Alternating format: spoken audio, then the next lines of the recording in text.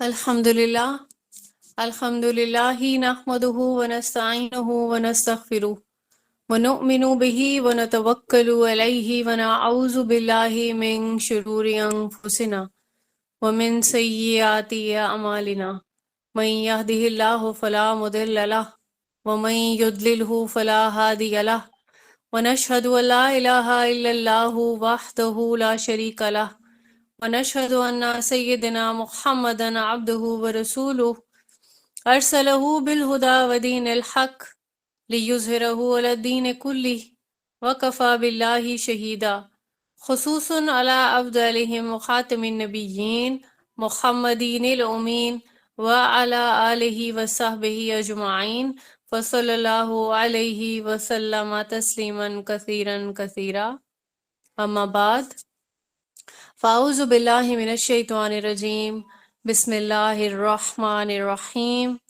رب اشرح لی صدری ویسر لی امری واحلل عقدۃ من لسانی یفقہوا قولی۔ آج کا ہمارا جو ٹاپک ہے بیت المقدس کے حوالے سے، پریویس لیکچر میں بہت زیادہ اس کا جو ڈیٹیل تھی وہ آپ لوگوں کے ساتھ شیئر ہوئی ہے۔ انشاءاللہ اس کو تھوڑا سا ریوائز کرتے ہوئے ہم آج کے لیکچر کو کمپلیٹ کریں گے۔ اس میں میں نے آج جو ہے زیادہ چیزیں آپ لوگوں کو کنوے ہو گئی ہیں ماشاءاللہ، تو کچھ میں نے کوشچنز لیے ہیں جو موسٹلی جو ہے وہ کیے جاتے ہیں کہ بیسک جو اس کا تعارف ہو جاتا ہے۔ اہمیت اور فضیلت کے لحاظ سے ہم دیکھیں گے قرآن و سنت کی روشنی میں بیت المقدس کی کیا جو اہمیت ہے، ہمارے لیے یہ امپورٹنٹ کیوں ہے، پہلی بات۔ دوسری بات یہ کہ ہم دیکھتے ہیں کہ یہودیوں کے لیے بھی بہت امپورٹنٹ ہے، پھر ہم دیکھتے ہیں کہ نصارہ کے لیے بھی بہت امپورٹنٹ ہے، پھر ہم جو جنگیں دیکھ رہے ہوتے ہیں، ٹھیک ہے، تو تمام میں ہی بہت زیادہ امپورٹنس اس کی نظر آ رہی ہوتی ہے۔ جتنی بھی آسمانی مذاہب ہیں نا، جس طرح سے ہمارا مذہب ہے اسلام، اس کے علاوہ جو قدیم جس طرح سے بنی اسرائیل ہیں، نصارہ ہیں، تو سبھی لوگوں کے لیے امپورٹنٹ ہے۔ اب جب ہم گوگل کرتے ہیں تو دیکھتے ہیں کہ بیت المقدس جو ہے وہ کون سا ہے، ایک گولڈن چٹان والا ایک گنبد ہے، ٹھیک ہے، اس کے علاوہ ایک گرینش جو بلیک کلر کا پھر گنبد ہے، پھر ہمیں دیوار گریا نظر آتی ہے، ٹھیک ہے، تو اس حوالے سے بھی ہم دیکھیں گے۔ پھر کہا جاتا ہے کہ قبلہ اول کا نام بھی دیا جاتا ہے، تو آج کے لیکچر میں ہم یہ بھی دیکھیں کہ کوشش کریں گے کہ بیت المقدس کیا قبلہ اول ہے ہمارا۔ پھر جو کرنٹ سچویشن ہے اس میں ہم دیکھتے ہیں کیا اہداف ہیں اسرائیل کے، کیا مطلب یہ اتنی زیادہ جو ایک جنگ والی ایک سچویشن بنی ہوئی ہے، اس کے حوالے سے بھی ہم تھوڑے اس پہ نظر ثانی کرتے ہیں۔ پھر ایک اور چیز ہے کہ جس طرح سے بینگ مسلم ہم لوگ بڑا تڑپ رہے ہوتے ہیں، ہمارے شدت ہوتی ہے ایک جذبات کی کہ ہم بھی کچھ کریں۔ جب بھی ہم دیکھتے ہیں کہ بچوں کو بے دردی سے شہید کیا جا رہا ہے، بچے ہیں اس میں جوان ہیں، مطلب ان کے لیے تو خیر عمر کی تو کوئی وہاں پہ کوئی باؤنڈری ہے ہی نہیں، کوئی 25 سال کا ہے تو کوئی بچہ ہے، شہادت کے لیے سب جو ہے وہ تیار ہیں وہاں پہ۔ اب یہ دیکھیں گے کہ وہ لوگ یہاں پہ کیا کر رہے ہیں، مسلمان جو مطلب اپنی جو ایک زندگی اپنی اس پہ لگائی ہوئی ہے، اسٹیک پہ لگایا ہوا ہے، ٹھیک ہے، اور وہاں پہ وہ جو ڈیوٹیز پرفارم کر رہے ہیں اور مطلب دن رات ان کے ساتھ جو مظالم کیے ہوئے جا رہے ہیں، تو پھر وہ وہاں پہ مطلب ان کا کیا اپنے ڈیوٹی ہے ان کی، کیا ان کے دل میں ہے کہ وہ وہاں سے بالکل ہٹنے کو بھی ایک تو تیار نہیں ہے، ٹھیک ہے۔ تو ہم آج جو ہم کچھ اگر کر بھی سکتے ہیں یہاں بیٹھ کے، ہمارا بھی کوئی رول ہے، ہمارے لیے حکم کیا ہے، ٹھیک ہے، ہمارے پاس جو اتھارٹیز ہیں ہم ان کو کس حد تک یوٹیلائز کر سکتے ہیں، کیا یوز کر سکتے ہیں۔ تو یہ سارے جو سوال ہیں ان کو انشاءاللہ آج کے ایک مختصر سے لیکچر میں ہم لوگ کور کرنے کی کوشش کریں گے۔ سب سے پہلی بات تو یہی ہے کہ میں حدیث سے سٹارٹ لوں گی۔ صحیح مسلم کی ایک حدیث ہے 177، رسول اللہ صلی اللہ علیہ وآلہ وسلم نے فرمایا، تم میں سے جو شخص منکر یعنی کہ ناقابل قبول کام دیکھے تو اس پہ لازم ہے کہ اسے اپنے ہاتھ سے بدل دے، اور اگر اس کی طاقت نہ رکھتا ہو تو اپنی زبان سے اس کو بدلے، اور اگر اس کی بھی طاقت نہ رکھتا ہو تو اپنے دل میں اسے برا سمجھے۔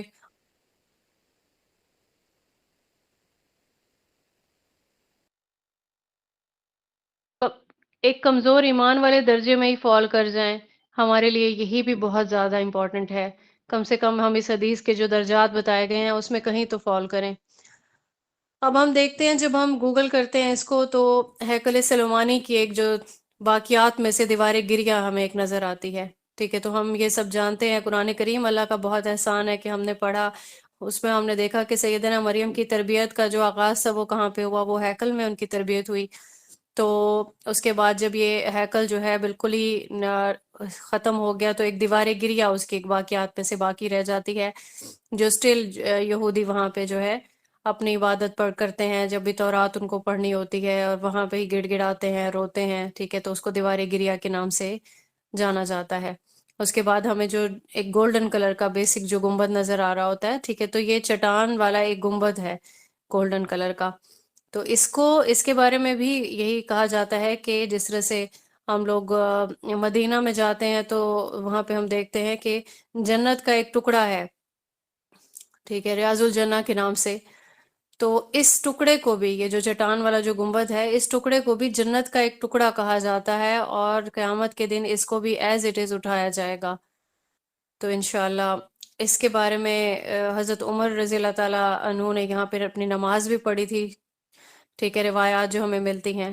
مسجد اقصیٰ کا ہمیں گنبد نظر آتا ہے، یہ گرینش سا ایک بلیک کلر کا گنبد نظر آتا ہے، اب ہم پکچرز میں اس کو دیکھ سکتے ہیں۔ تو ہمیں یہاں پہ پھر اس کے بعد غزہ کی جو پٹی ہے وہ بھی نظر آتی ہے۔ اب یہ جو غزہ ہے، یہ یوں سمجھ لیں کہ ایک جیل کی سی کیفیت ہے اس کی، ٹھیک ہے، بہت ہی ایک چھوٹی سی ایک پٹی ہے، اور وہاں پہ دیکھیں کہ بارڈرز کے ساتھ یہ ساری چیزیں جو ہے یہ سیلڈ ہیں، ٹھیک ہے، صرف ایک جو مصر والی جو سائڈ ہے جہاں سے کوئی کنٹرولڈ آمد و رفت، جہاں سے کہا جا سکتا ہے کہ کچھ نہ کچھ ممکن ہے، ادروائز سارا طرف جو ہے باؤنڈری میں اسرائیلی قبضہ ہے، ٹھیک ہے۔ تو ایک چھوٹی سی جگہ پہ یہاں پہ 20 لاکھ کے قریب جو ہے وہ مسلمان یہاں پہ موجود ہیں، اور کوئی لمیٹڈ ہی ان کے پاس فیسلٹیز ہیں، جتنی بھی چیزیں ہیں ساری اسرائیل کے ہی مرہون منت ہیں، ان کو بجلی دینی ہے نہیں دینی ہے، خوراک دینی ہے، ٹھیک ہے، میڈیکیشن ہے نہیں ہے، یہ ساری چیزیں، سارا جو کنٹرول ہے اسرائیل کے ہی پاس ہے۔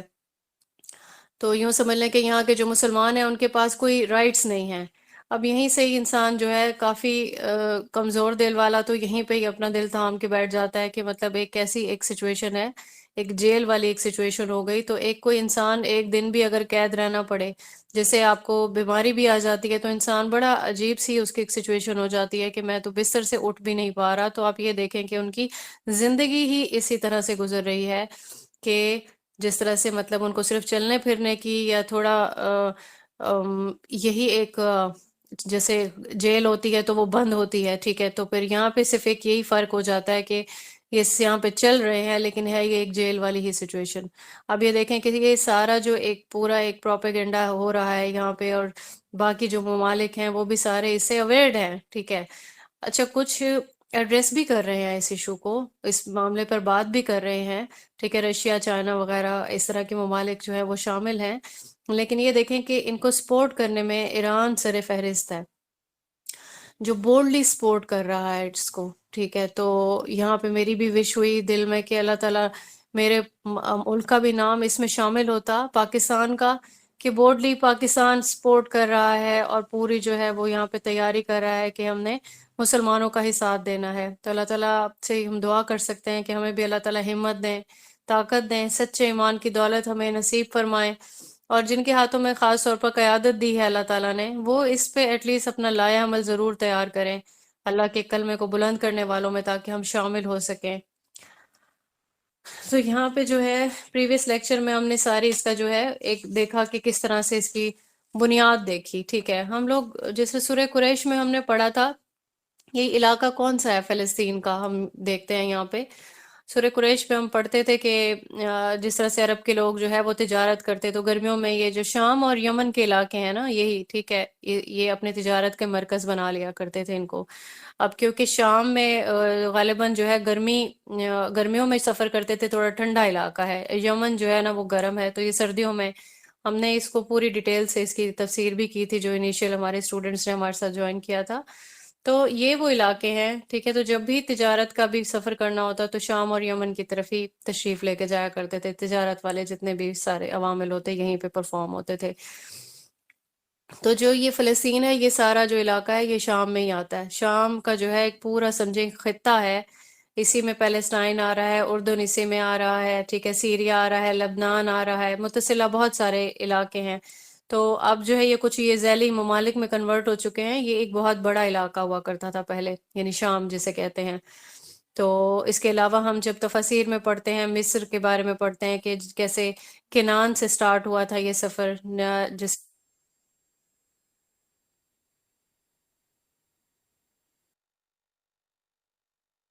انہوں نے اپنا سٹارٹ لیا، عراق میں رہتے تھے۔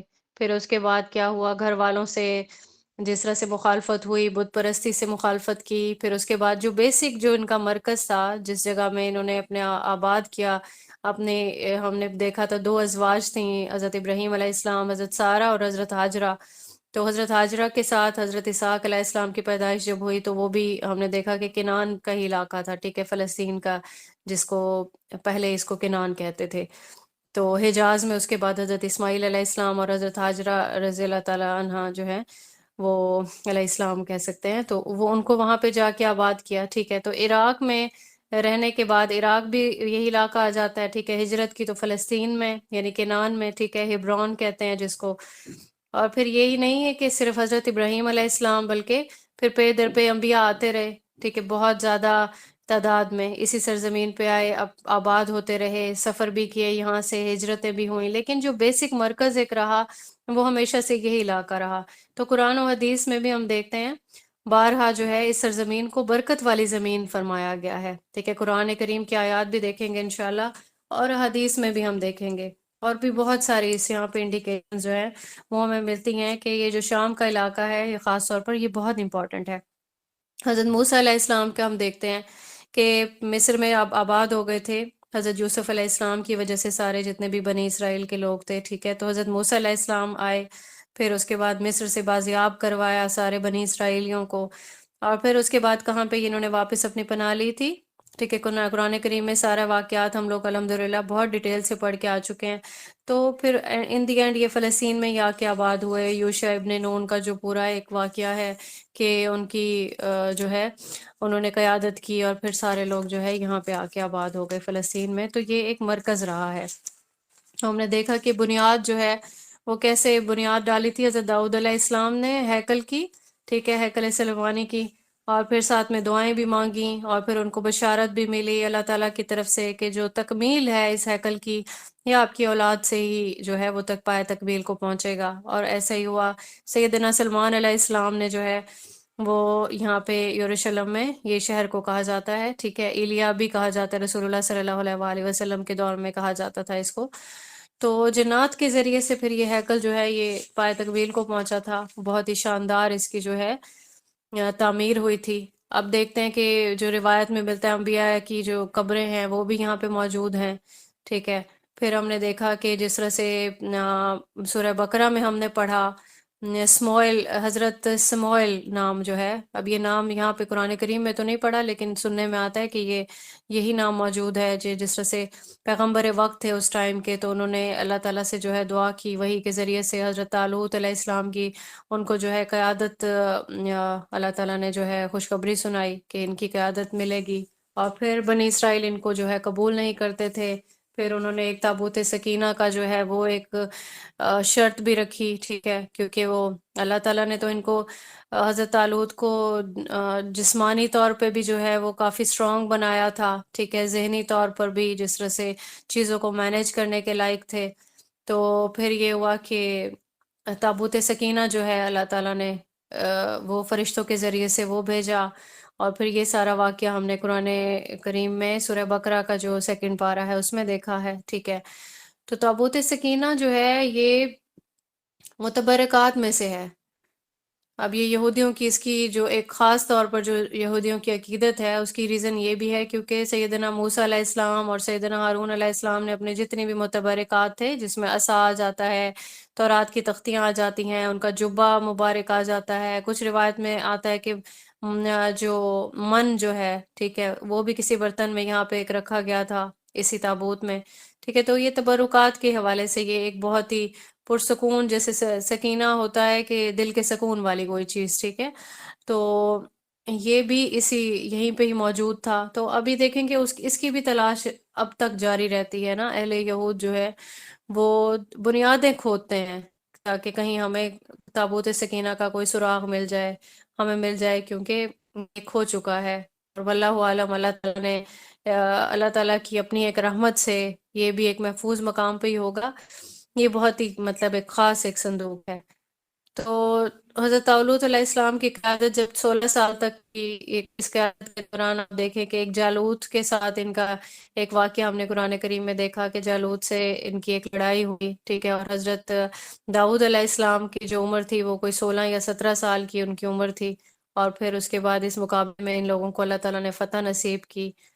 और फिर उसके बाद ये 40 तकरीबन 33 से 40 साल तक की हुकूमत हज़रत दाऊद अलैहिस्सलाम के ज़माने में। और फिर 40 साल की ही तकरीबन जो हुकूमत है ये हज़रत सुलेमान अलैहिस्सलाम के ज़माने में, यहीं पे इन्होंने जो है अपनी हुकूमत की और बड़ी शानदार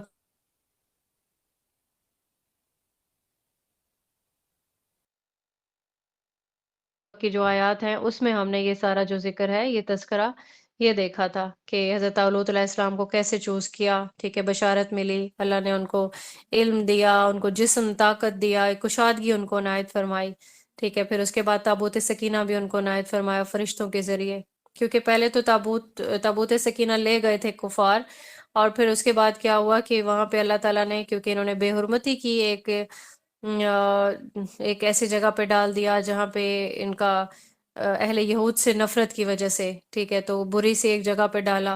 अब अल्लाह ताला की तरफ से इनको ताउन का एक मर्ज फैला, और फिर क्या हुआ, काफिरों ने वो ताबूत सकीना एक बैलगाड़ी पे लाद के वापस भेज दिया। और जिस तरह से एक रिवायात में यही मिलता है कि फरिश्ते उस इस ताबूत को वापस ले आए थे। फिर जो जंग का जो आगाज है वो अभी, अब जालूत की अगर आप देखें ना, एक उसका जो स्ट्रक्चर जालूत का देखें, एक बड़ा ह्यूज किस्म का एक स्ट्रक्चर था, ठीक है। तो ये ऑल द टाइम अपने आप को कवर किए रखता था। तो जब 16-17 साल के दाऊद अलैहिस्सलाम ने, कोई उनकी गालिबन कोई गुलेल थी या किस किस तरीके से उनका निशाना बड़ा मजबूत था, निशाना जो है वो जालूत के जो है जालूत का निशाना लिया। और फिर क्या हुआ कि वो ठीक दिमाग पे जाके निशाना लगा आंख के जरिए से। और फिर क्या हुआ कि उसे शिकस्त हो गई। हजरत तालूत अलैहिस्सलाम की बेटी से फिर शादी हुई हजरत दाऊद अलैहिस्सलाम की, ठीक है। ये 40 साल तक की जब बादशाहत का जो एक मामला चला, फिर हजरत सुलेमान अलैहिस्सलाम की क़यादत को भी हमने देखा, प्रीवियस लेक्चर में भी देखा। फिर यरूशलेम में जो है ये जो तामीर है ये मुकम्मल हुई। तो ये जो टेम्पल है ये गिरा दिया गया था, पिटाइटस नाम का जो आदमी था, सेकंड टेम्पल उसी ने गिराया था। यहूदी भी यहाँ से निकाल दिए गए थे, ठीक है। 150 साल तक ये तमाम जो इलाका है ये बंजर रहा। फिर जो है एक रोमन था हेट्रियन, ठीक है, इस बंजर जमीन को उसी ने आबाद किया, इसका नाम भी उसी ने इलिया रखा। फिर एक जो है ईसाइयों और मुसलमानों को जो है फिर उनकी जंग हुई। और फिर क्या हुआ, मुसलमानों को बहुत ज़्यादा तादाद में, लाखों की तादाद में तकरीबन मार दिया गया। अब ये इलाका सारा फिर से कब्जे में ले लिया। 88 वर्ष तक जो है ये कब्जा यहीं पे रहा, जारी रहा। मुसलमान फिर इस इलाके को जो है 1187 में कहीं जाके सलाहुद्दीन अय्यूबी रहमतुल्लाह अलैह की वजह से उन्होंने ये इलाका वापस लिया, ठीक है। अब हम देखते हैं कि इसके बारे में जैसे क़यामत की निशानियां बयान होती हैं, ठीक है। बहुत सारी अहादीस में से स्पेसिफिकली जो है इसी इलाके का तस्करा किया गया है। अब जो दो अहादीस स्टार्ट में मैं आपको बताऊंगी, ये जो है मैंने लेनी मुनासिब समझी थी, लेकिन ज़ईफ स्टेटस के साथ ये मौजूद हैं। इमाम मेहदी का जो ज़हूर होगा, ठीक है। अब पहला जो है यही इब्ने माजा की 4088 हदीस आपके साथ शेयर होगी।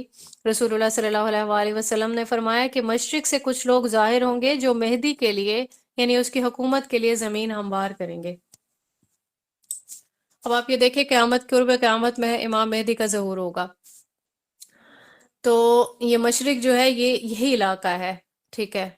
ये जो फ़लस्तीन का जो इलाका बनता है, अगर हम ये अरब वाली साइड से देखें तो मशरिक का यही इलाका बनेगा।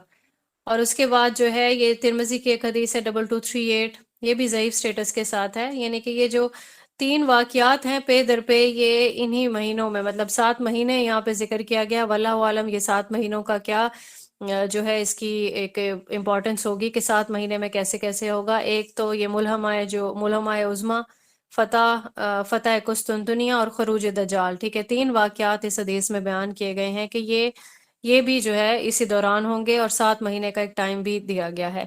अब जो इमाम मेहदी है ये अहले बैत में से होंगे, ठीक है। अहले बैत का हम जानते हैं कि कैसे होगा। हज़रत फ़ातिमा ज़हरा की जो औलाद हैं ان میں سے وہ ساری اہل بیت میں کنسیڈر ہوتی ہے۔ تو دو احادیث ہیں جس میں یہ چیز بیان کی گئی ہے رسول اللہ صلی اللہ علیہ وآلہ وسلم کی طرف سے، کہ ابو داؤد کی ایک حدیث ہے 4284 اور مسند احمد کی 12925 میں، یہ جو امام مہدی آئیں گے اہل بیت سے آئیں گے، ٹھیک ہے، اور ان کا جو ظہور ہوگا یہ قرب قیامت کی نشانیوں میں سے ایک نشانی ہے۔ پھر جو عالم نظام خلافت ہے یہ تبدیل ہوگا، ہم سبھی جانتے ہیں کہ کس طرح سے یہ جو خلافت کا جو نظام ہے اس کے سارا جو ہے وہ ملیا میٹ ہو گیا، اور اب جو ہے وہ ملوکیت کا ایک دور ہے، ٹھیک ہے، تو یہ نظام سارا دوبارہ سے تبدیل ہو جائے گا۔ ابھی یہ کیونکہ ایک پورے ورلڈ لیول کا ایک چینج آئے گا، تو یہ پہلے ایک خاص علاقے سے ہی سٹارٹ ہوگا، ٹھیک ہے، علاقائی خلافت سے ہی سٹارٹ ہوگا۔ جیسے کہ رسول اللہ صلی اللہ علیہ وآلہ وسلم کے دور میں خلافت شروع ہوئی تھی تو جزیرہ عرب میں ہی مخصوص تھی، ٹھیک ہے، پھر آہستہ آہستہ وہ سارا ایک سرکل تھا وہ پھیلتا چلا گیا، خلفۂ راشدین کے دور میں یہ پھیلتا پھیلتا پھر اس کے بعد عراق آ گیا، اس میں ایران آ گیا، خراسان کا جو ہے علاقہ آ گیا، ٹھیک ہے، افریقہ میں جسے شمالی کوہ کاف بھی کہا جاتا ہے، ٹھیک ہے، تو یہ خراسان کا ایک لفظ آپ کو حدیث میں بار بار ملتا ہے، تو عرب کا تک یہ مشرق بنتا ہے۔ خراسان جو ہے وہ یوں سمجھ لیں کہ افغانستان کا ایک علاقہ کہا جا سکتا ہے، ایران کے ایک صوبے کا نام بھی خراسان ہی ہے، اس میں ہندوستان کا علاقہ آ جاتا ہے، پاکستان کا بھی ایک علاقہ آتا ہے، ٹھیک ہے، کچھ کچھ حصے جو ہیں یہ جو بھی یہ مشرق کی طرف بنیں گے عرب کے، یہ سارے خراسان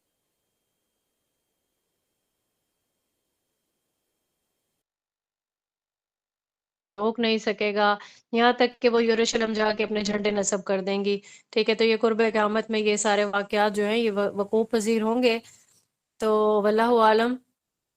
اب جیسے ذوالقرنین کا جب ہم نے قرآن کریم میں ترجمہ پڑھا، یہ تذکرہ پڑھا تھا کہ یاجوج ماجوج جو ہے وہ تنگ کرتے تھے، پھر انہوں نے جو ہے علاقے کے لوگوں نے تنگی کے باعث ذوالقرنین کو ریکویسٹ کی کہ ہمارے لیے ایک دیوار جو ہے وہ بنا دی جائے، ٹھیک ہے، تو وہ اس دیوار کی وجہ سے یاجوج ماجوج جو ہیں وہ اللہ تعالیٰ کے حکم سے وہ دوسری سائڈ پہ ہی رہ گئے، اور وہ جو ہے ایک ان کی ایک باؤنڈری ہے کہ وہ اس کو کراس نہیں کر سکتے، تو اس کو جو ہے اس کو بھی وہ چاٹ کے، مطلب جو روایات پہ جو چیز ملتی ہے کہ اس کو چاٹ چاٹ کے چھوٹا کر رہے ہیں، اور پھر قیامت کے قرب میں کیا ہوگا کہ دیوار جس طرح سے وہ انشاءاللہ بھی نہیں کہتے، یہ بھی چیز ملتی ہے روایات میں، ٹھیک ہے، کہ ہم اس کو کل تک ہم اس کو ختم کر لیں گے، تو پھر کیا ہوگا کہ قیامت کے قرب میں ہی یہ ساری دیوار جو ہے یہ ختم ہو جائے گی ان کی چاٹنے کی وجہ سے، یا واللہ عالم کس طرح سے وہ اس دیوار کو چھوٹا کر رہے ہیں، تو پھر کیا ہوگا، اتنی زیادہ ان کی یاجوج ماجوج کی جو تعداد ہے وہ اس قدر زیادہ ہوں گے کہ یہ چھا جائیں گے پوری دنیا میں۔ بیت اللہ میں امام مہدی کو تلاش کیا جائے گا، ٹھیک ہے، پھر حضرت عیسیٰ ابن مریم کا جو ظہور ہے وہ بھی یہیں پہ ہی ہوگا، اسی سرزمین میں۔ تو اس حوالے سے ہم دیکھتے ہیں سورہ الانبیاء کی آیت نمبر 81 میں ہم دیکھتے ہیں کہ دیکھیں اللہ تعالیٰ نے کیسے زمین کو برکت والی زمین کہا ہے، ٹھیک ہے، تو ٹرانسلیشن آپ اس کی دیکھیں کہ ہم نے تیز ہوا سلیمان کے تابع فرما کر دی تھی، جو ان کو حکم سے اس ملک میں چلتی تھی، جس میں ہم نے برکت دی تھی، یعنی جو شام ہے یہ علاقہ، ٹھیک ہے، اس کا ذکر کیا گیا ہے کہ یہ برکت والی ایک جو ہے یہ سرزمین ہے۔ پھر اس حوالے سے بھی جو ہے واقعہ معراج کے حوالے سے بھی بہت امپورٹنٹ ہے یہ سرزمین، سورہ اسراء کی آیت نمبر 1 میں آتا ہے، ٹھیک ہے، معراج کا واقعہ جو بیان ہوتا ہے، انبیاء کی امامت کروائی تھی رسول اللہ صلی اللہ علیہ وآلہ وسلم نے، اور جو ٹرانسلیشن ہے اس کی وہ آپ دیکھیں کہ پاک ہے وہ ذات جو اپنے بندے کو راتوں رات مسجد حرام سے مسجد اقصی تک لے گئی، جس کے ماحول پہ ہم نے برکتیں نازل کی ہیں تاکہ ہم انہیں اپنی کچھ نشانیاں دکھائیں۔ تو یہ اس حوالے سے بھی دیکھیں کہ یہ جو علاقہ ہے یہ کس طرح اہمیت کا حامل ہے۔ بیت الحم کے بارے میں بھی ہم نے سنا کہ جس طرح سے حضرت عیسیٰ علیہ السلام کی جو پیدائش ہوئی تھی تو وہ بھی اسی ایریا میں ہی آتا ہے، بیت الحم۔ حضرت عیسیٰ علیہ السلام کی پیدائش ہوئی، حضرت مریم جو ہیں وہ ہیکل سے تشریف لے گئی تھیں، اور پھر وہاں پہ جو ہے حضرت عیسیٰ علیہ السلام دنیا میں تشریف لائے۔ پھر اس کے بعد جو ہے ابن ماجہ کی حدیث ہے 753، اس میں آپ دیکھ کے حدیث میں آتا ہے کہ پہلی جو مساجد ہیں، سب سے پہلی مسجد، ٹھیک ہے، اس کے بارے میں تذکرہ کیا گیا ہے کہ سب سے پہلی جو مسجد ہے وہ مسجد حرام ہے، ٹھیک ہے، اس کے بعد جو ہے وہ مسجد اقصی کا نمبر آتا ہے۔ تو یہ اس حوالے سے ہمیں اس کی امپورٹنس یہ بھی پتہ چلتی ہے کہ 16 سے 17 ماہ جو ہے بیت المقدس کی طرف جو ہے رخ کر کے رسول اللہ صلی اللہ علیہ وآلہ وسلم نے اور جتنے بھی صحابہ کرام تھے ان سب نے نماز پڑھی تھی، ٹھیک ہے، اس کے بعد جب اللہ تعالیٰ کی طرف سے حکم ریورٹ ہوا، پھر بیت اللہ جو ہے اور اس کی طرف نماز پڑھنا سٹارٹ کی، تو اس حوالے سے بھی یہ چیز جو ہے وہ امپورٹنس رکھتی ہے۔ پھر اس کے بعد ہم دیکھتے ہیں کہ بخاری کی ایک حدیث ہے 1189 کہ 3 مساجد ایسی ہیں کہ اس کے علاوہ کسی بھی مسجد کے لیے سفر کی نیت سے یا ثواب کی نیت سے کچاوے نہ باندھے جائیں، ٹھیک ہے۔ کجاوا یا کچاوا جو ہے یہ کہتے ہیں کہ سواری کرنا، اب پہلے تو یہ ہوتا تھا کہ اونٹ پہ سواری کی جاتی تھی، تو ابھی جس طرح سے بھی انسان اپنے سفر والی استطاعت حاصل کر سکتا ہے، کسی بھی طریقے سے جا سکتا ہے، تو ہم دیکھتے ہیں کہ لوگ تو زیارات کے لیے جا رہے ہوتے ہیں، ٹھیک ہے۔ تو اب حدیث کے جو الفاظ ہیں ہمیں کتنی کلیئر یہ چیز پتہ چلتی ہے کہ سوائے 3 مساجد کے علاوہ کسی مسجد میں جانے کا ثواب نہیں۔ اب 3 مساجد بھی بتا دی گئی، پہلی تو اللہ تعالیٰ کا گھر ہے، مسجد حرام ہے، ٹھیک ہے۔ پھر مسجد نبوی آ جاتی ہے، رسول اللہ صلی اللہ علیہ وآلہ وسلم کا جو گھر ہے، ٹھیک ہے۔ اس کے بعد آ جاتا ہے، اور قبر مبارک بھی ہے وہیں پہ ہی موجود ہے، اور پھر تیسرے نمبر پہ آ جاتی ہے مسجد اقصیٰ۔ اب یہاں پہ ان لوگوں کے لیے بھی یہ چیز جو ہے کوشچن مارک ہونا چاہیے کہ حدیث میں ہمیں کلیئر انسٹرکشن مل گئی ہیں، اور لوگ جو ہیں وہ زیارات کے لیے جا رہے ہوتے ہیں، ٹھیک ہے۔ تو پتہ نہیں وہ کہاں پہ وہ لوگ سٹینڈ کرتے ہیں، سراسر جو ہے وہ بدعات میں یوں سمجھ لیں کہ بدعات کا ہی موجب بن رہی ہیں یہ ساری چیزیں۔ پھر اس کے علاوہ ابن ماجہ کی ایک حدیث ملتی ہے ہمیں 1408، جس میں حضرت سلیمان علیہ السلام کی جو دعا ہے وہ بیان کی گئی ہے، ٹھیک ہے۔ تو اللہ تعالیٰ نے ان سے اللہ تعالیٰ نے ان کی دعا قبول بھی فرمائی تھی۔ تو 3 چیزیں جو ہیں وہ انہوں نے مانگی تھی، ایک تو یہ کہ جو بھی وہ فیصلے کریں، یہ مفہوم میں بیان کر رہی ہوں کہ جو بھی فیصلے کریں وہ عدل پر مبنی ہوں، ٹھیک ہے۔ اللہ تعالیٰ کی رضا میں راضی ہوتے ہوئے جو بھی فیصلے ان سے کیے جائیں وہ سارے عدل پر ہی مبنی ہوں۔ پھر انہوں نے ایک دعا مانگی تھی کہ اللہ تعالیٰ مجھے جو حکومت کا جو عروج ہے وہ عنایت فرمائے، اور پھر ایک اور جو دعا انہوں نے مانگی کہ اس مسجد میں جو بھی نماز پڑھے وہ گناہوں سے پاک۔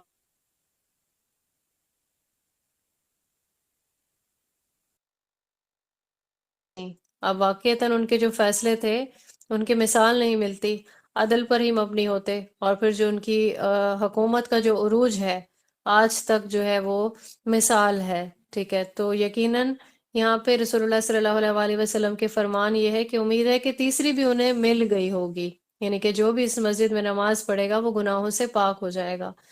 پھر اس کے بعد جو روایت میں ملتا ہے کہ جو دجال ہے، دجال کا ظہور ہوگا، ٹھیک ہے، لیکن پوری دنیا میں وہ کہیں بھی آ جا سکے گا۔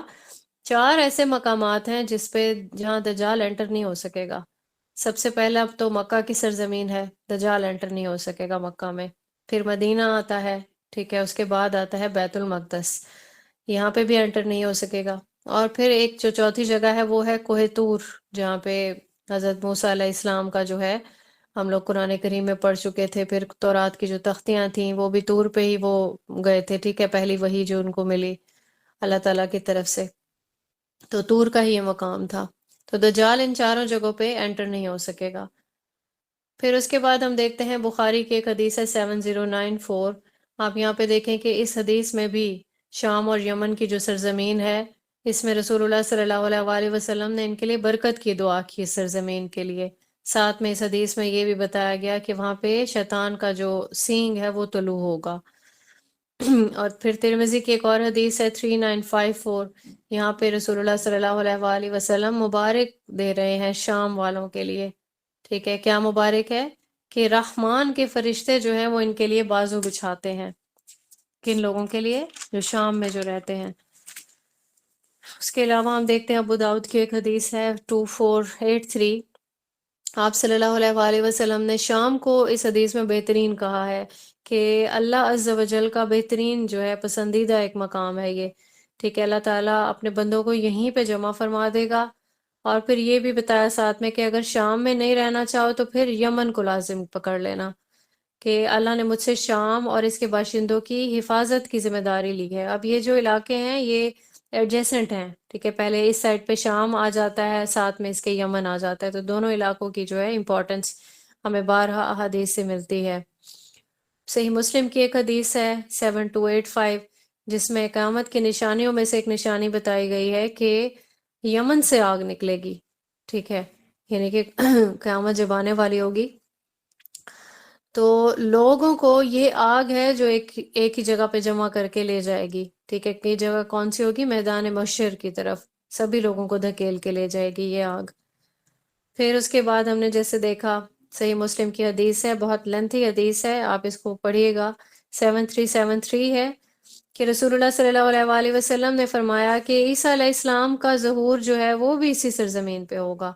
یہ جو دمشق کا علاقہ بتایا جاتا ہے، ٹھیک ہے، فرشتوں کے کاندھوں پہ ہاتھ رکھے ہوئے اتریں گے حضرت عیسیٰ علیہ السلام، پیلا لباس انہوں نے پہنا ہوا ہوگا، ان کے بالوں سے پانی ٹپک رہا ہوگا، ایسے جیسے انسان کوئی شاور لے کے نکلتا ہے، بال بھی ان کے جیسے کندھوں تک ہوں گے، ٹھیک ہے، تو بالوں میں سے پانی ٹپک رہا ہوگا، اس طریقے سے ان کا ظہور ہوگا جب وہ دنیا میں واپس تشریف لائیں گے اللہ تعالیٰ کے حکم سے۔ اس کے علاوہ ترمذی کی ایک حدیث ہے 3918، یہاں پہ ایک لونڈی کو بھی تاکید کی تھی رسول اللہ صلی اللہ علیہ وآلہ وسلم نے کہ وہ شام جائے، یعنی کہ جس طرح سے رہنے کے لیے کوئی جگہ اپنی سلیکٹ کرتا ہے، اور ریزن بتائی کہ جو شام کی جو سرزمین ہے یہ حشر اور نشر کی سرزمین ہے، اس کو ساتھ میں ہی برکتوں والی زمین بھی کہا گیا ہے۔ تو خاص طور پر جو ہے ہم نے احادیث میں دیکھا کہ خاص طور پر امپورٹنس بتائی گئی ہے اس سرزمین کی، تو اسی لیے ہمارے لیے یہ سرزمین امپورٹنٹ ہے۔ ہم نے دیکھا کہ جس طرح سیدنا عمر رضی اللہ تعالیٰ عنہ کے دور میں یروشلم جو ہے وہ فتح ہوا، ٹھیک ہے، ہیکل سلیمانی جو ہے وہ بت پرستوں نے کیونکہ توڑ دیا تھا رومنز نے، تو پھر اس کے بعد کیا ہوا، پھر کرسچینٹی یہاں پہ امپلیمنٹ ہو گئی تھی پورے طریقے سے۔ پھر کیا ہوا، جو مسلمانوں کا دور آیا تو پھر انہوں نے جس طرح سے کرسچن سے انہوں نے یروشلم مسلمانوں کے حوالے کیا، کیونکہ اب جو ہے مسلمان جو ہے وہ فتوحات کر چکے تھے۔ پھر کیا ہوا، یہاں پہ یہ قرارداد انہوں نے آپس میں رکھی کہ جو یہودی ہیں ان کو اس علاقے سے دور رکھنا ہے، یعنی کرسچنز یہ چاہتے تھے۔ ان کا آپس کا جو ایک کنفلکٹ ہے وہ بھی ہمیں پتہ ہے، ٹھیک ہے۔ تو جو بیت المقدس ہے یہاں سے دور رکھنے کے لیے انہوں نے اس کو ایک قرارداد جو ہے وہ سامنے رکھی تھی، کیونکہ ان کے خیال میں تو حضرت عیسیٰ علیہ السلام قتل کیے جا چکے ہیں، ٹھیک ہے، معاذ اللہ۔ اب یہ ہم سبھی کا عقیدہ ہے، ہمیں قرآن کریم سے بھی جو ہے اس چیز کا وہ ملتا ہے، سارا جو ہے بیان ملتا ہے کہ حضرت عیسیٰ علیہ السلام کو اللہ تعالیٰ نے اپنے پاس ایز اٹ از اٹھا لیا تھا، ٹھیک ہے۔ تو ابھی وہ کیونکہ یہ لوگ سمجھتے ہیں کہ اہل یہود جو ہے وہ قتل کا موجب بنے ہیں، تو اس لیے وہ لوگ یہی چاہتے ہیں کہ یہ لوگ جو ہے اہل یہود یہ دور رہیں یہاں سے۔ تو حضرت عمر رضی اللہ تعالیٰ عنہ کے دور کا جو یہ ایگریمنٹ ایک سائن ہوا تھا کہ جو یہودی ہیں یہاں پہ پھر آباد نہیں ہوں گے، ٹھیک ہے، لیکن یہ ہے کہ یہ وزٹ کریں گے کیونکہ ان کے لیے مقدس مقام ہے یہ بھی، تو ان کا بھی یہی مرکز ہے، آباء و اجداد کی جس طرح سرزمین ہے، تو یہ لوگ وزٹ کر سکتے ہیں، لیکن یہی ہے کہ یہاں پہ یہ آباد نہیں ہو سکیں گے۔ اس پہ کاربن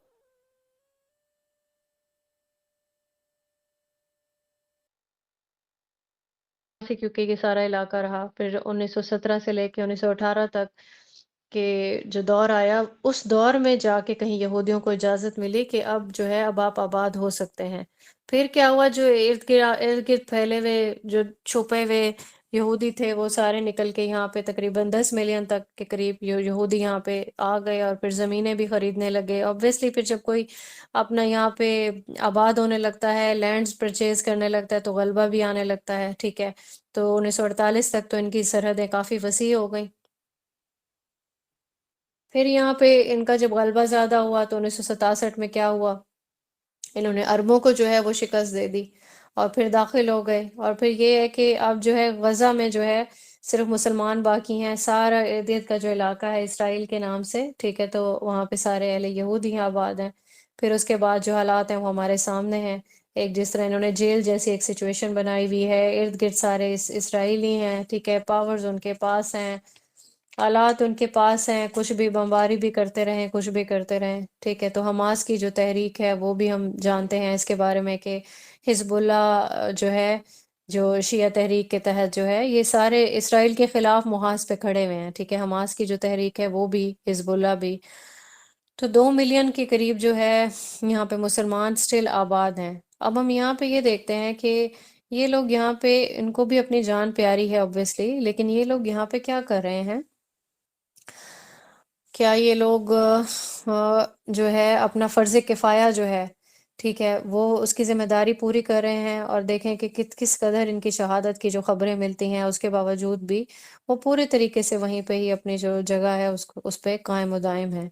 ہمیں یہاں پہ ایک جو ہے اس کا ملے گا، کلو ملے گا جہاد اور قتال کے حوالے سے، ٹھیک ہے۔ سورہ آل عمران کی جو ایک آیت ہے 110، اس میں ہم یہ دیکھتے ہیں کہ قرآن کریم میں ہمارے لیے ہی فرمایا گیا نا یہ، کہ دنیا میں اب وہ بہترین گروہ تم ہو جسے انسانوں کی ہدایت اور اصلاح کے لیے میدان میں لایا گیا ہے۔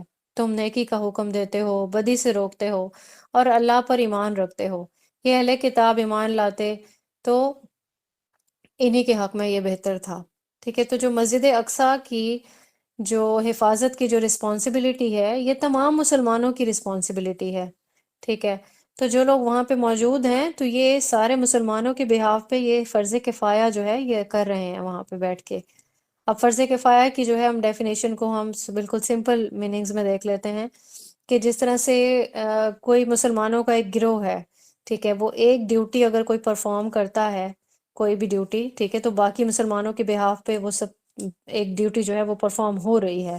جیسے ہم کہتے ہیں کہ جنازہ پڑھنا جو ہے وہ فرض ہے سبھی کے لیے، لیکن کوئی ایک دیکھتا ہے کہ ٹھیک ہے میری فیملی میں سے کچھ دو چار لوگ چلے گئے ہیں کسی ایک جنازے کو اٹینڈ کرنے کے لیے، جنازہ پڑھنے کے لیے چلے گئے، اور مجھے کوئی بھی عذر ہے، کوئی شرعی عذر ہو سکتا ہے، بیماری، کچھ بھی ہو سکتا ہے، یا پھر اس نے دیکھا کہ ٹھیک ہے صفیں بھی پوری ہو رہی ہیں اور میں جو ہے میں اس عذر کی وجہ سے ابھی نہیں جا پا رہا، تو ٹھیک ہے باقی جو مسلمان ہیں وہ رہنے جو ریمیننگ جو لوگ ہیں ان سب کے بہاف پہ وہ ساری ایک ذمہ داری جو ہے وہ پوری کر رہے ہیں، تو انشاءاللہ اس کو بھی اس چیز کا گناہ نہیں ملے گا جو اگر وہ فرض اگر وہ پورا نہیں کرا۔ تو یہاں پہ جو یہ سارے جو مسلمان بیٹھے ہوئے ہیں، ٹھیک ہے، تو یہ باقیوں کے بہاف پہ یہ اپنا یہ فرض پورا کر رہے ہیں کہ مسجد اقصیٰ کی جو ایک پروٹیکشن والی جو رسپانسبلٹی ہے وہ پوری کر رہے ہیں۔ تو یہ ویسے تو یہ سبھی مسلمانوں کی ڈیوٹی ہے، ٹھیک ہے، تو 25% ہے نا مسلمانوں کی اسٹرینتھ پوری دنیا میں، تو ہمارے لیے تو یہ بالکل ایک ہولی پلیس ہے یہ سارا، ٹھیک ہے، تو پریفریبلی ہم سب کو ہی پروٹیکٹ کرنا ہے،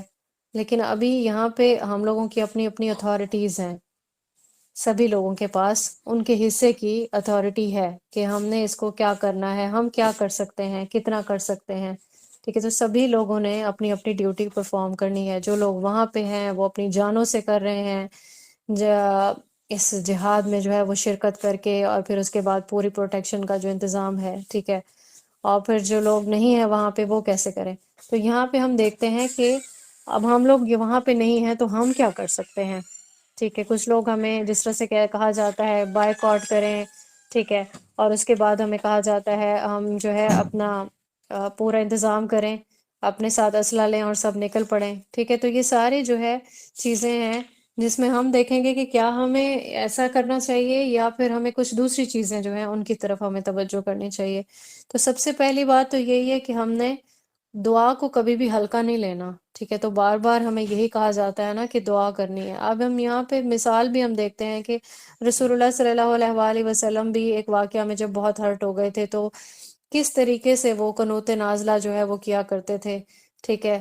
تو اس کا بھی طریقہ آپ لوگوں کے ساتھ شیئر بھی ہوا تھا، ٹھیک ہے۔ تو دعا کرنی ہے، بالکل دعا کو لائٹلی نہیں لینا ہے۔ اب جو مسجد کی جو ایک سیفٹی ہے، وہاں کے جو مسلمان ہیں ان کی جو جان اور مال کی جو حفاظت کی جو دعا ہے نا، وہ ہم سب کر سکتے ہیں، اور اتنے بہترین طریقے سے ہمیں یہ دعا کرنی ہے، کثرت سے سجود کرنے ہیں۔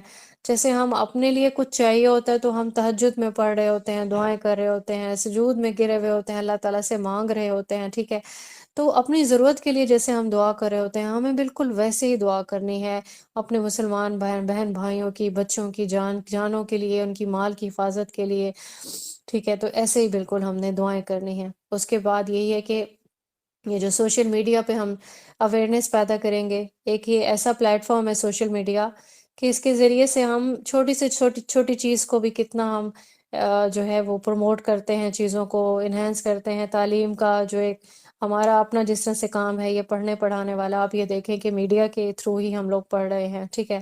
تو کوشش یہی کرنی ہے سب نے کہ انٹرنیشنل لیول پہ اس کی اہمیت کو اجاگر کرنا ہے، جتنے بھی لوگ زیادہ اس میں اپنا رول پلے کریں گے، ٹھیک ہے، کم سے کم اتنا تو بتائیں نا کہ یہ ظلم ہو رہا ہے۔ ہاتھ پہ ہاتھ رکھنے سے تو بہت بہتر ہے کہ پورے عالم کو جو ہے، جہاں پہ باقی لوگ خاموش ہیں وہاں ہم اپنی آواز اٹھائیں کہ ظلم ہو رہا ہے یہ، ٹھیک ہے، غلط ہو رہا ہے یہاں پہ۔ اب ہم ہمارا واٹس ایپ کا جو اسٹیٹس ہے دیکھیں کتنی چیزیں لوگ شیئر کرتے ہیں، یہ ہم یہاں گئے، یہ کھایا، یہ پیا۔ تو اپنے جو اسٹیٹس ہیں ان کو ہیلدی بنائیں، ٹھیک ہے۔ فیس بک پہ جتنا آپ کے پاس ایکسیس ہے آپ اس کو اجاگر کریں۔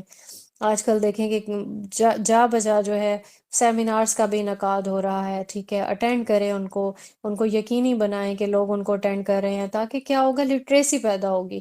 ہم سب لوگوں کے پاس اتنی نالج ہی نہیں ہوتا کہ ہو کیا رہا ہے ہمارے ارد گرد، ٹھیک ہے۔ تو یہ ان کو سیمینارز خود بھی ارینج کروانے چاہیے، اٹینڈ بھی کرنے چاہیے، تاکہ یہ لٹریسی جو ہے اس کا لیول جو ہے وہ ہائی ہو۔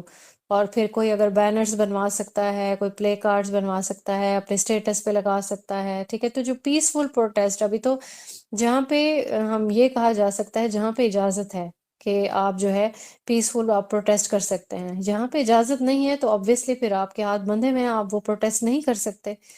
تو کبھی بھی حکام کے خلاف جا کے تو کوئی بھی کام نہیں کیا جا سکتا نا۔ ہم لوگ تو جس طرح سے کہتے ہیں کہ حکام کے انڈر ہیں، پھر اس کے بعد جو کہا جاتا ہے لوگ نظر انداز کر رہے ہیں کہ بائیک آؤٹ نہیں کرنا پروڈکٹس کا، اس سے کوئی فرق نہیں پڑتا۔ تو کیا ہم اللہ تعالیٰ سے بھی نظریں ملا پائیں گے کہ ہم یہ کہیں گے اس سے فرق نہیں پڑتا کیونکہ اس سے ہماری جو اکانومی جڑی ہوئی تھی، ٹھیک ہے، یہی ایک سوال آتا ہے، اکانومی کس کی جڑی ہوئی ہے؟ جب ہم ایک پروڈکٹ کے سیل ہونے پہ کوئی 40%، 50% یا 60% جو ہے وہ سپورٹ جو ہے پوری کی پوری اسرائیل کو جا رہی ہوگی، ٹھیک ہے، اسلام دشمنوں کو، تو ہم کیا کہیں گے کہ ہم اپنی اکانومی کو ہم سپورٹ کر رہے ہیں؟ نہیں، مجھے تو لگتا ہے کہ ہم ٹوٹلی ہم انہی کو ہی سپورٹ کر رہے ہوں گے۔ تو اس پہ بائیک آؤٹ کرنے پہ کوئی اور ایکسکیوز نہیں ہے۔ ابھی بہت سارے لوگ کیا کہتے ہیں کہ جی اگر بائیک آؤٹ کرنا ہے تو سب سے پہلا جو فون ہے اپنا، یہاں سے آپ اپنا سٹارٹ لیں، کیونکہ فون بھی جو ہے یہ بھی انہی کا پروڈکٹ ہے، فون کو بیچیں، ٹھیک ہے۔ یہ جو گوگل میٹ ہے، آپ کی زوم ہے، آپ کے لیپ ٹاپس ہیں، ٹھیک ہے، جو میٹنگ کی اپلیکیشنز ہیں، زوم ہے، ٹھیک ہے، یہ ساری اپلیکیشنز ہیں، انہی کا پہلے بائیک آؤٹ کریں۔ ہاتھ پہ ہاتھ رکھ کے تو ہم بھی نہیں بیٹھیں گے، ظاہری بات ہے، صحیح۔ تو جو ٹیکنالوجیز میں اگر ہم پیچھے رہ گئے ہیں تو اس کا یہ مطلب تو نہیں ہے کہ جو آٹے میں نمک کے برابر جو چیز ہم کر سکتے ہیں ہم وہ بھی نہیں کریں۔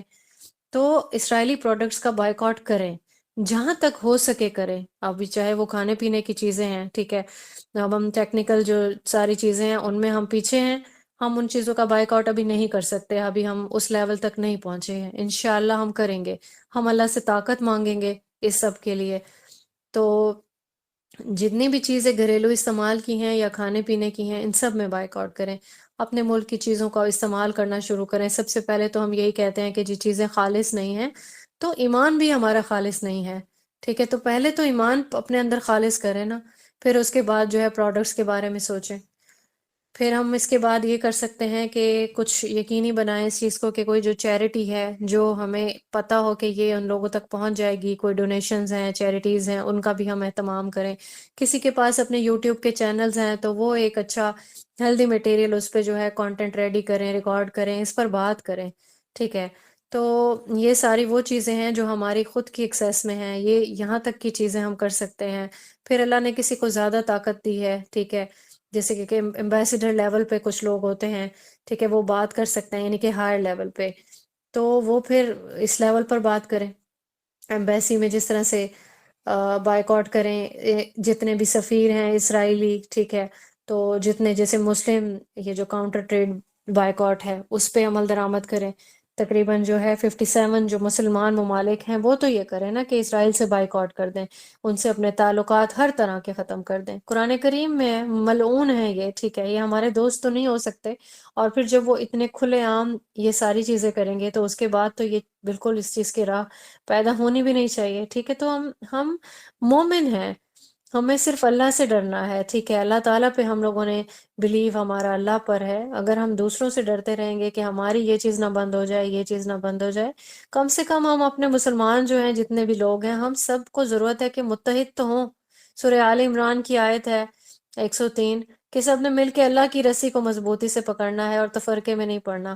تو سب سے پہلے تو ہم اسی چکر سے ہی باہر نکل کے نہیں آ رہے ہیں کہ ہم ہیں کون، ٹھیک ہے۔ کبھی ہم کہتے ہیں ہم دیوبندی ہیں، کبھی ہم کہتے ہیں ہم بریلوی ہیں، ہم وہابی ہیں، ہم اہل حدیث ہیں، ٹھیک ہے۔ کہیں پہ یہ جو ملک والے سسٹم ہے کہ ہم پاکستانی ہیں، ہم انڈین ہیں، ہم ملائیشین ہیں، ٹھیک ہے، عربی ہیں، ترکی ہیں، تو یہ ہماری پہچان نہیں ہے۔ ہماری پہچان ہے کہ ہم مسلمان ہیں، ٹھیک ہے، اللہ تعالیٰ کا کلمہ پڑھنے والے لوگ ہیں۔ مومن کون ہوتا ہے؟ مومن اللہ کا غلام ہوتا ہے، اللہ سے ڈرتا ہے صرف، ٹھیک۔ ہمارے پاس کون سی لیم ایکسکیوز ہوگی؟ ہم کیا اللہ تعالیٰ کے سامنے پیش کریں گے؟ ہمارے پاس کچھ ہوگا تو پیش کریں گے نا۔ ہم کہیں گے ہمارے اختیار میں نہیں تھا، جو چیز اختیار میں ہے ہم اس کو بھی نہیں کرنا چاہ رہے ہوتے، ٹھیک ہے۔ تو جہاد اور قتال کی جہاں تک بات ہے، تو ہمارے اندر سے دل یہی چاہ رہے ہوتے ہیں، ہمارے اندر کی یہی طلب ہے کہ ہم بھی جائیں اور شامل ہو جائیں، ٹھیک ہے۔ تو یہ ایک سسٹمیٹک اپروچ نہیں ہے، ایسا نہیں ہو سکتا کہ ہم نے جو ہے سر پہ کفن باندھ کے ہم لوگ نکل گئے۔ اب یہاں پہ جو چیزیں، جس طرح ایک سسٹمیٹک، ایک پورا ایک کانسیپٹ ہے جہاد اور قتال کا، ٹھیک ہے، تو سارے جو امور ہیں، جتنے بھی انتظامات ہیں، وہ ڈپارٹمنٹس کو کرنے ہوتے ہیں، جو بھی ان کے انڈر جو بھی چیزیں مینج کرنے والے ہوتے ہیں، ٹھیک ہے۔ تو اللہ نے جس طرح سے ایک سسٹم بنایا ہے، اس کے اکارڈنگ پورا ایک پہلے حکمران ہوں گے، اس کے نیچے سارا ایک ہائرارکی سسٹم ہوگا، ڈپارٹمنٹس ہوں گے، افواج ہوں گی، پولیس ہے تو پولیس کو اپنی ڈیوٹی کرنی ہے، فوج کو اپنی ڈیوٹی کرنی۔ تو یہ سارا جو کام ہے، یہ سارا ایک رول ہے پورا، ٹھیک ہے، یہ ایک پورا ایک لیول پورا ڈیزائن ہوتا ہے کہ کیا کس طریقے سے کام ہوگا۔ تو ہمارا یہ کام ہے کہ ہم آواز اٹھائیں، ٹھیک ہے۔ حکام کا کام ہے کہ وہ اس آواز کو آگے پہنچائیں، وہ بات کریں، ان کے لیول پہ بات کریں۔ ہمارا تو لیول نہیں ہے کہ ہم ان کے لیول پہ جا کے ہم بات کریں۔ ہم اگر دیکھتے ہیں کہ بخاری میں یا پھر احادیث کے جو بکس ہیں، وہاں پہ ہم حاکم کی بارے میں اگر احادیث سرچ کرتے ہیں، تو آپ دیکھیں کہ آپ کو لاتعداد چیزیں جو ہیں ملتی ہیں، اور ہم اوبے کرنے والے ہیں، حدیث سے ثابت ہے یہ۔ جس کو جو رویت ملی ہے، ٹھیک ہے، اسے اسی کے بارے میں سوال ہوگا۔ بخاری کی حدیث ہے 2554 ہے کہ جو بھی حاکم ہوگا اس سے اس کی رویت کا سوال ہوگا۔ اب وہ حاکم کون ہو سکتا؟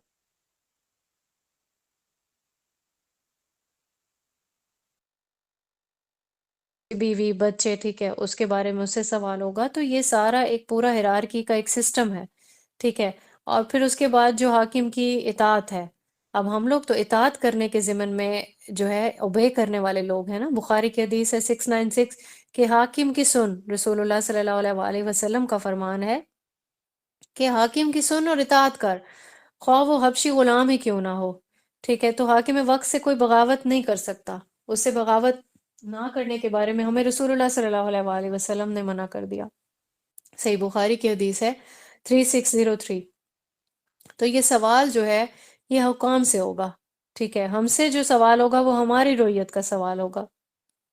تو جو ہماری رویت ہے اسی کی تیاری ہم نے کرنی ہے، ٹھیک ہے۔ حکام اپنا جواب دیں گے، ہمیں وہ ساری وہ ملتی ہیں نا، پورا ایک جس طرح سے روایات ملتی ہیں کہ کس طرح سے حضرت عمر جو ہے وہ ڈرا کرتے تھے کہ میری رعایا میں سے کوئی کہیں جو ہے وہ بھوکا نہ مر جائے، ٹھیک ہے، کہیں کوئی بھوکا نہ رہ جائے، کوئی رات اس کی ایسی نہ گزرے، تو اس کا سوال مجھ سے ہوگا۔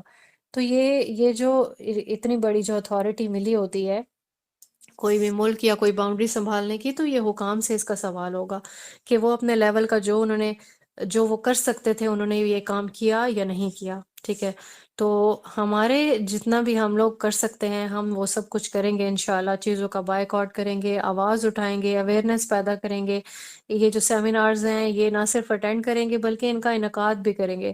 اور پھر یہ کہ ہر مسلمان کے دل میں ایمان کا اتنا ہی جذبہ ہونا چاہیے کہ جتنا اس کو اللہ تعالیٰ نے طاقت دی ہے، کم سے کم اس طاقت کے اکارڈنگ وہ اپنا جو ہے ضرور اپنے جو کہتے ہیں آٹے میں نمک کے کولی اپنا رول ضرور پلے کرے، اپنا حصہ ضرور ڈالے۔ اللہ تعالیٰ ہم سب کو اس میں کامیاب کرے، آمین سم آمین۔ یہاں تک ہم نے جو ہے کور کیا ہے اس سارے ٹاپک کو۔ تو ایک جو سوال تھا کہ یہ جو قبلہ اول کہا جاتا ہے، ٹھیک ہے، بیت المقدس کو اکثر لوگ یہ کہنے لگتے ہیں کہ یہ ہمارا قبلہ اول ہے۔ تو سبھی لوگ ہم لوگ الحمدللہ قرآن کریم پڑھنے والے ہیں۔ اب ہم نے دیکھا کہ قرآن کریم میں واضح طور پر ہم نے یہ پڑھ چکے ہیں کہ ہمارا قبلہ اول بیت اللہ ہے، ابراہیمی قبلہ، ٹھیک ہے۔ تو کیونکہ جیسے ہی آدم علیہ السلام نے اس کی یہ قبلہ اول جو ہے حرم، آدم علیہ السلام نے سب سے پہلے اسی کی تعمیر کی تھی۔ پھر کیا ہوا، وہ سارا جو چیزیں آئیں، ہم نے دیکھا کہ نوح علیہ السلام کے دور میں سیلاب آ گئے، پھر تباہیاں آ گئیں، تو کیا ہوا کہ اس کی جو بنیادیں ہیں وہ گم ہو گئیں، ٹھیک ہے۔ ٹائم گزرتا ہے تو ہو جاتا ہے نا، زمین میں جس طرح اسٹرکچرل سارے چینجز آ جاتے ہیں۔ اور اس کے بعد کیا ہوا، حضرت ابراہیم علیہ السلام کے لیے اللہ تعالیٰ نے اس یہ جو بنیادیں تھیں یہ واضح کر دی. پھر یہاں پہ جو ہے کنسٹرکشن جو ہے یہ اس کی تعمیر کا آغاز ہوا. حضرت ابراہیم علیہ السلام نے وہ پتھر جو ہے اکٹھے کیے حضرت اسماعیل علیہ السلام کے ساتھ مل کے. ٹھیک ہے، تو یہ جو قبلہ جو ہے اس کو پھر سے دوبارہ سے تعمیر کیا گیا. اب یہ دیکھیں کہ نمازیں تو پہلے بھی پڑھتے تھے نا. ٹھیک ہے، جیسے حضرت موسیٰ علیہ السلام کو بھی نماز کا حکم ملا تھا. ہم نے پڑھی نا ان کی شریعت، کہ ان کو جب وہ شریعت لے کے لوٹے تو کیا احکام تھے؟ نماز قائم کرو. سورہ آل عمران میں آپ دیکھیں کہ سورہ آل عمران کی آیت نمبر 96 ہے. پہلا گھر جو لوگوں کی عبادت کے لیے مقرر کیا گیا تھا وہی ہے جو مکہ میں ہے، بابرکت اور جہانوں کے لیے موجب ہدایت. ٹھیک ہے، تو یہ چیز ثابت ہے کہ قبلہ اول مسلمانوں کا بیت اللہ ہے. اب نمازیں جس طرح سے سٹارٹ سے ہی فرض تھیں، اب نمازوں کی تعداد نہیں تھی. وہ جب رسول اللہ صلی اللہ علیہ وآلہ وسلم کو اللہ تعالیٰ نے معراج کے موقع پہ جو ہے 5 نمازیں جو ہے وہ فرض کیں. اس سے پہلے تو عبادت کیا کرتے تھے. اور ہمیں احادیث سے یہ بھی پتہ چلتا ہے کہ جس طرح سے پہلے ایمان لانے والے جو تھے وہ حضرت خدیجہ رضی اللہ تعالیٰ عنہا تھیں. ٹھیک ہے، حضرت علی تھے. تو یہ تینوں پہلے پہلے جو ہے وہ نماز پڑھا کرتے تھے، تو بیت اللہ کے سامنے ہی نماز پڑھتے تھے. ٹھیک ہے، تو مسلمان جو ہے وہ نماز ہمیشہ سے ویسے بھی پڑھتے تھے. تو موسیٰ علیہ السلام کو بھی کیونکہ نماز کا حکم ہوا تھا جب ان کو شریعت ملی تھی. اس کے علاوہ بخاری کی حدیث ہے 4486 میں. ٹھیک ہے، سورہ بقرہ میں ہم یہ چیز بہت ڈیٹیل سے پڑھ چکے ہیں کہ جو بیت المقدس کی طرف 16 سے 17 ماہ کا جو ایک ڈیوریشن تھا اس میں نماز پڑھی گئی تھی. ٹھیک ہے، اس دوران بھی رسول اللہ صلی اللہ علیہ وآلہ وسلم کی یہی خواہش تھی کہ بیت اللہ کو قبلہ مقرر کیا جائے. ٹھیک ہے، تو یہ اللہ کا جو حکم تھا اس کے پیچھے یہی مصلحت تھی، کیونکہ یہ جو اہل یہود ہے نا، ٹھیک ہے، یہ بھی سابقہ امت مسلمہ ہی ہیں. تو ان کو یہ اس آسمانی جو مذہب ہے ان کا، ٹھیک ہے، تو اس کے لیے ایک حجت قائم کرنے کے لیے ایک یوں سمجھے کہ 16-17 ماہ کا ایک جو ڈیوریشن تھا اس میں یہ حکم تھا اللہ تعالیٰ کی طرف سے کہ نماز پڑھنی ہے اس سائٹ پہ. اور پھر یہ زیادہ جو ہے کریٹیکل ہو گئی تھی سچویشن جب مدینہ میں ہجرت کر کے گئے رسول اللہ صلی اللہ علیہ وآلہ وسلم، اور مسلسل یہ دل میں خواہش رکھتے ہوئے کہ ہمارا جو قبلہ ہے اللہ تعالیٰ کی طرف سے مقرر کیا جائے بیت اللہ. ٹھیک ہے، تو جو مسجد قبلتین ہے مدینہ میں، یہ جو حکم آیا تھا اللہ تعالیٰ کی طرف سے، تو اس کی امپلیمنٹیشن ہوئی. اور پھر وہاں پہ محراب بھی جو ہے وہ رکھا گیا ہے. ٹھیک ہے، بیت المقدس کی طرف ایک. تو سورہ بقرہ کی آیت نمبر 142 ہے، آپ کے ساتھ یہ شیئر ہوگی. تو مشرق اور مغرب جو ہے وہ اللہ کے لیے ہے.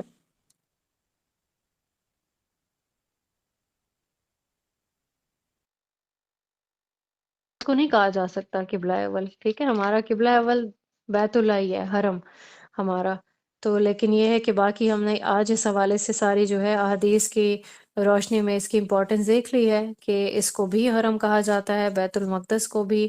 اس کے جو اطراف میں اس کی جو جانے کا جو ثواب ہے، سفر کرنے کا ثواب ہے، پھر وہاں پہ رہنے کی جو امپورٹنس ہے، پھر برکتوں والی زمین ہے. اس کے بعد آپ دیکھیں کہ انبیاء کی زمین رہی ہے، سرزمین انبیاء کی رہی. پھر اس کے بعد حضرت عیسیٰ علیہ السلام کا جو ظہور ہوگا وہ بھی وہیں پہ ہوگا. پھر قیامت کی جو نشانیاں ہیں اس میں آپ دیکھ لیں. اور پھر جو دجال کا جو خروج ہوگا، ٹھیک ہے، اس حوالے سے بھی یہ علاقہ بہت امپورٹنٹ ہے. لیکن یہ ہے کہ بیت المقدس میں وہ انٹر نہیں ہو سکے گا. بہرحال تو یہ ساری چیزیں آج کے لیکچر میں ہم نے کور کی ہیں. اللہ تعالی ہم سب کو سچے ایمان کی طاقت جو ہے وہ نصیب فرمائیں، دولت عنایت فرمائیں. ہمارے دلوں میں ایک جذبہ رہے، ہم لوگ اپنی دعاؤں میں یاد رکھیں، جیسے کہ ہم اپنی فیملی ممبرز کو یاد رکھتے ہیں، ان کی مشکلات میں ان کے لیے دعائیں کر رہے ہوتے ہیں اور ہمیشہ سے چاہ رہے ہوتے ہیں اللہ تعالیٰ امن و امان والی ایک سچویشن پیدا فرما دیں. آمین ثم آمین. اب جس طرح سے یہ جو جنگ کی ایک سچویشن ہے، وہ جو بھی رخ اختیار کرے گی، ہمیں اللہ تعالیٰ پہ اس چیز کا بھروسہ ہونا چاہیے کہ ہم نے اپنی دعاؤں میں اپنے بہن بھائیوں کو یاد رکھنا ہے. جتنا ہو سکے ہم لوگوں نے اٹھتے بیٹھتے ان کے لیے سجود کرنے ہیں کثرت سے. اپنی نمازوں میں جیسے خود کے لیے دعا کرتے ہیں ویسے ان کے لیے بھی دعا کرنی ہے.